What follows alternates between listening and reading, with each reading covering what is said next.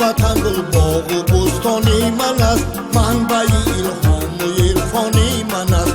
با هوا و خاک و آب دلکشش، با هوا و خاک و آب دلکشش فخر دارم تاجیکستانی من است، فخر دارم تاجیکستانی من است.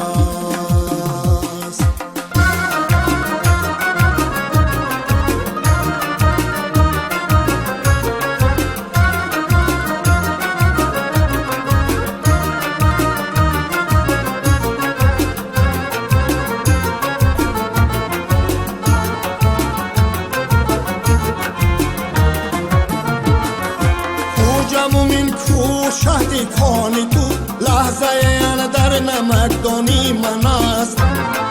با گیاه و بوتا و خاری رهش مرهم بر جسم بر جانی من است، مرهم بر جسم بر جانی من است. این وطن گل باغ و بستانی من است، منبع الهام و عرفانی من است. این وطن گل باغ و بستانی من است، منبع الهام و عرفانی من است.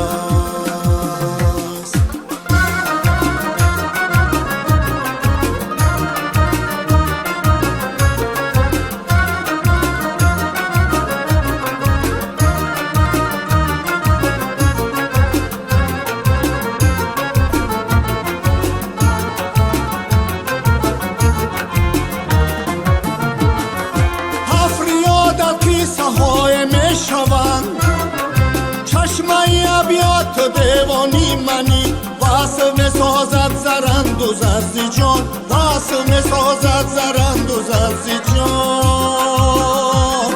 یادگار از حال سامانی من است، این وطن گل باغ و بستانی من است، منبع الهام و عرفانی من است. این وطن گل باغ و بستانی من است، منبع الهام عرفانی من است. با هوا و خاک و آب دلکشش، با هوا و خاک و آب دلکشش فخر دارم تاجیکستانی من است، فخر دارم تاجیکستانی من است، فخر دارم تاجیکستانی من است، فخر دارم